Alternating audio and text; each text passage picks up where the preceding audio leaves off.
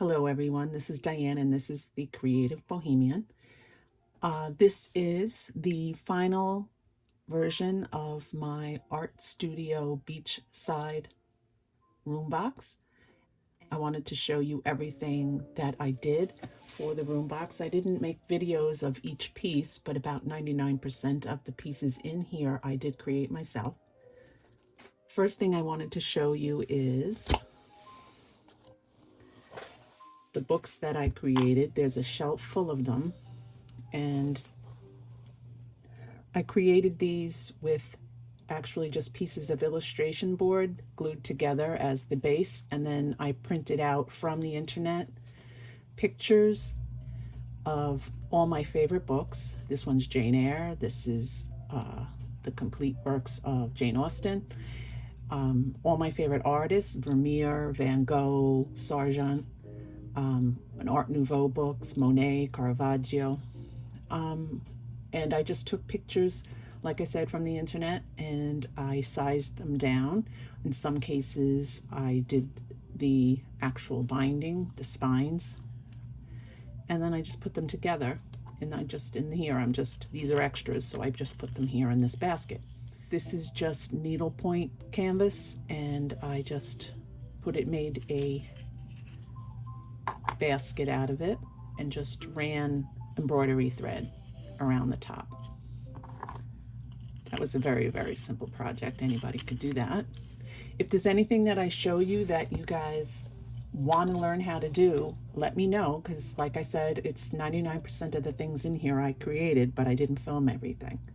I did film the divan, I filmed doing the lamp, and I filmed making the rattan bookshelf.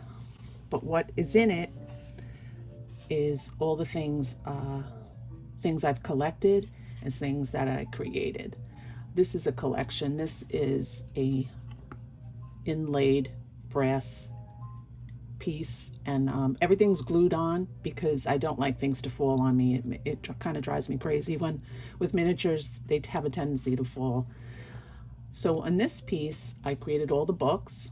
I created this plant from floral tape put over wire, and then I painted it, each piece, and then glued it into this bead. This is an actual plastic bead that I had.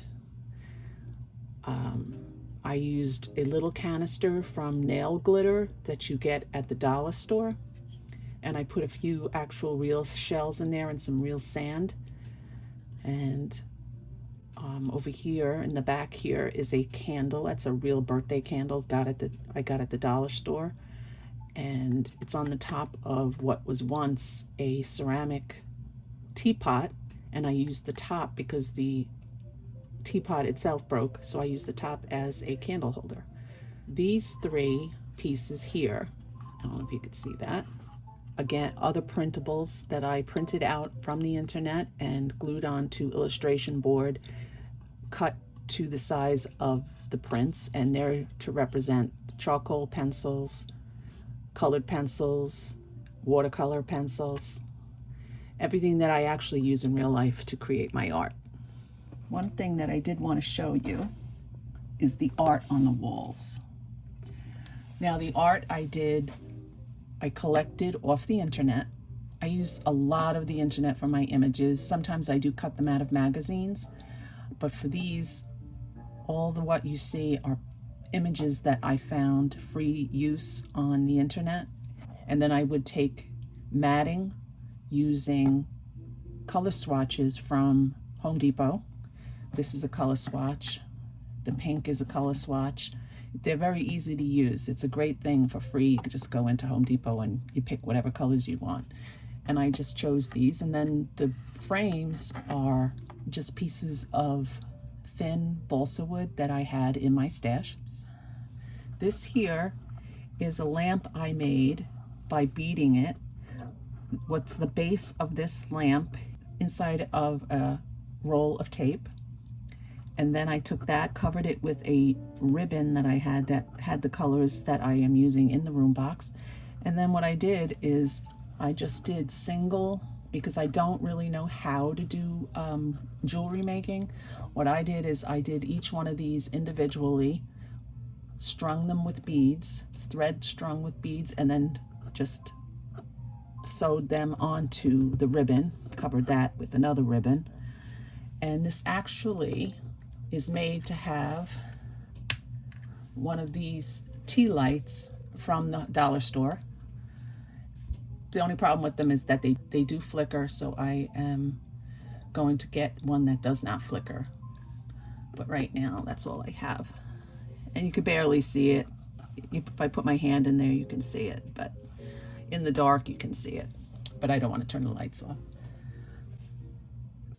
On this side, we have a cork board that I created with actual cork, framed in just thin pieces of wood. On the cork board, I have 2 pieces of my actual art scaled down. This was a Botticelli angel that I painted once, and this is an 18th century lady that I also painted quite a few years ago. Both of them were sold, the full size sold on eBay many years ago. This is macrame, is a mini macrame piece to look like an owl, and that was given to me by a miniature artist years ago when I was in a swap group for miniatures, and I do not remember the lady's name, and I feel terrible about that because it's really a beautiful piece and worked perfectly in this room, both color-wise and mood-wise, but I do love it.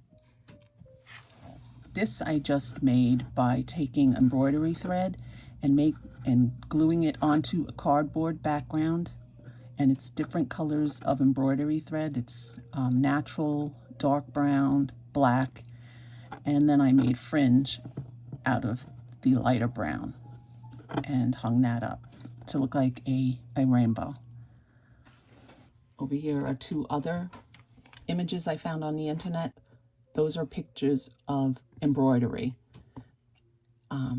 They just look like paintings, but if you look at them very close, they look like embroidery.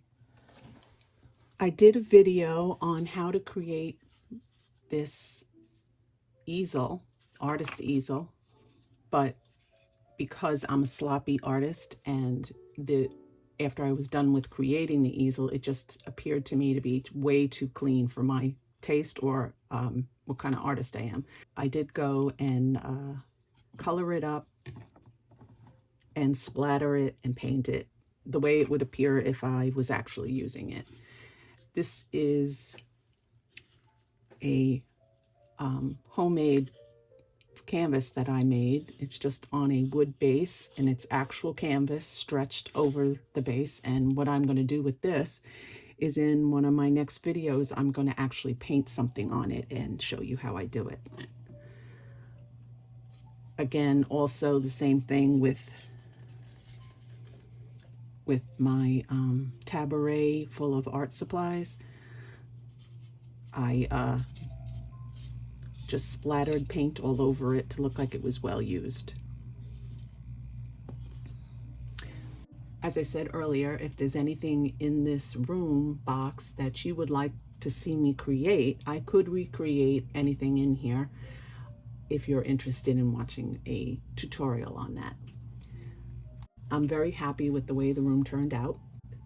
Let me know what you like about it, what you would have done differently. If you have any hints or tips for me as a miniaturist, that would be great. I'm always open to suggestions, and I'm always open to learning more. So if you liked the video, please leave a comment, subscribe, and I'll see you next time on The Creative Bohemian. Thank you.